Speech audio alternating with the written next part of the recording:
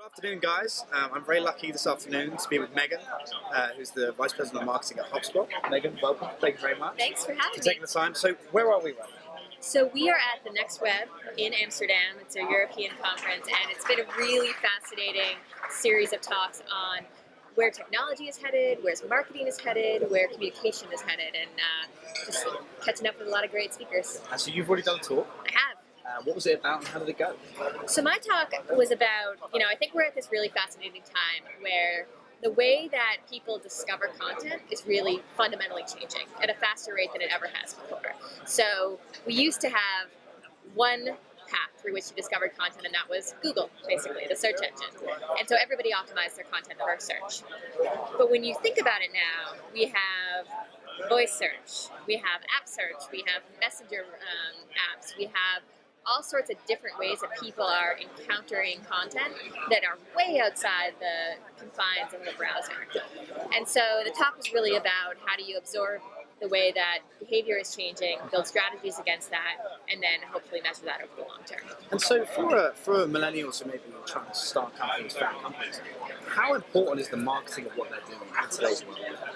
Yeah, well, I think, everybody is selling their story, right? I mean, you hear about businesses that are, and organizations that are built on this idea of communicating a message, communicating an idea that people can get excited about.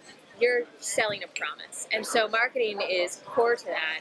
And I think that the way that the formats that marketing takes has really started to change. So it used to just be, okay, you run some ads, maybe you start a blog that you write for periodically. Now it's like the content has become so much more important. Yeah. So the companies that I see doing this really well, I think they're employing Snapchat, they're employing bots and Slack apps. They're going to where the people are. They're trying things out on Medium.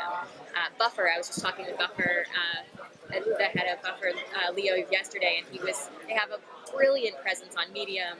We have a podcast that we run as well. So there's really sort of this movement of companies becoming more journalistic and hiring people who are more journalistic in their own right.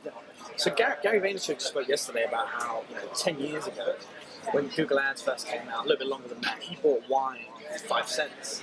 And that is how he beat the competition for 9 months. What do you think is the future? What could be maybe the next Google Ads, or a platform that you see that should be really important that people aren't really leveraging right now? So I'm going to take your answer in a little bit of a different direction, which is I actually don't think there's one simple answer to that. I think one of the biggest shifts right now is there's a fragmentation that's happening. So it used to be that Google was a monolith. So you went to Google and you bought ads on Google, and that was how you got found. And now it's people are discovering businesses and ideas and content all over the place, and what you need to do is figure out what the right channel is for your organization, for your business. And so for some companies, that's going to be leaning heavily into video and audio and discovery mechanisms for that. For others, it's going to be still more text-based.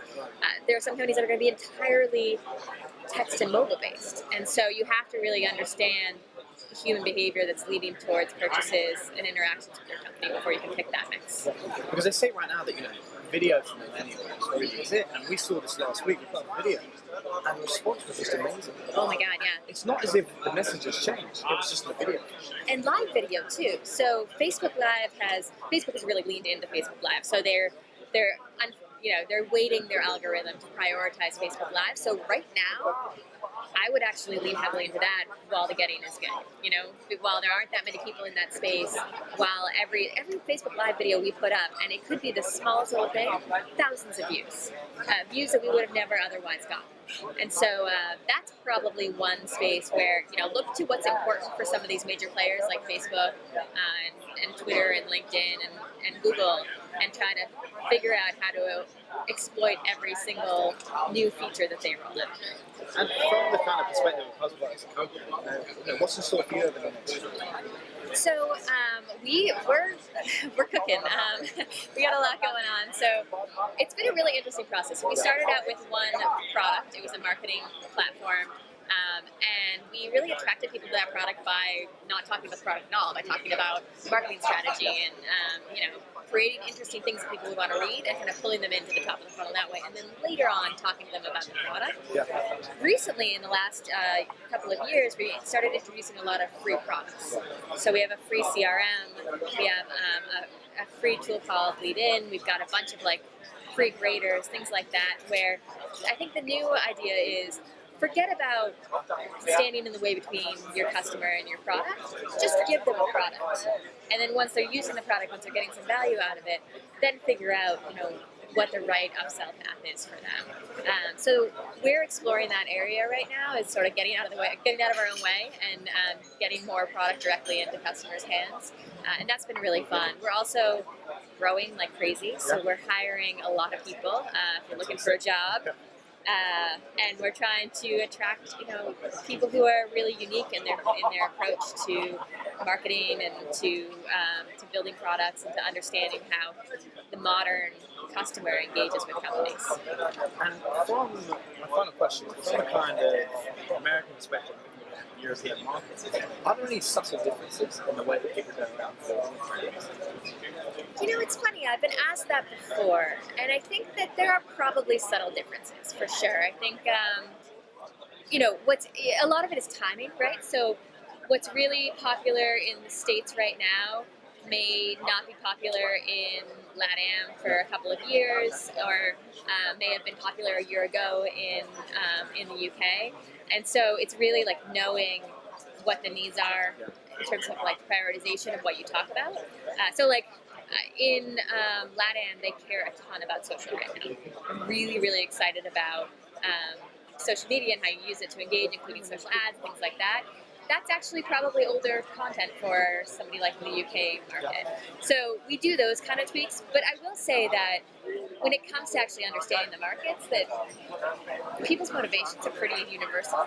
And so knowing simple things like give someone something of value before you ask something of them, that has been really consistent across the board. Because it seems that now, I heard someone say this last week, the way you sell a product is not by selling it. Correct. And you've just adopted that. Yeah.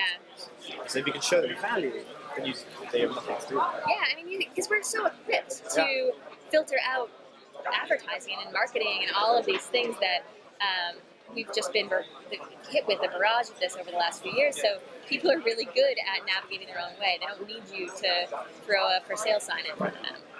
So again, you want to get out of the way, you want to give them something of value, and then let them decide what's right for them. Well, look, thank you so much. Thank you so much.